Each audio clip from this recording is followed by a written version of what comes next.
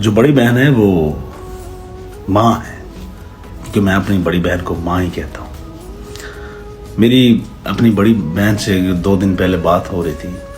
कुछ दिन से मेरी तबीयत ठीक नहीं थी, मुझे थोड़ा सा बीमार था, ब्लड प्रेशर मेरा हाई था। तो रात को मैंने अपनी बहन को कॉल की।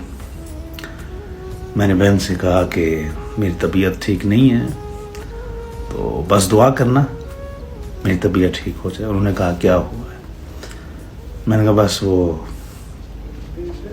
ब्लड प्रेशर मेरा हाई है।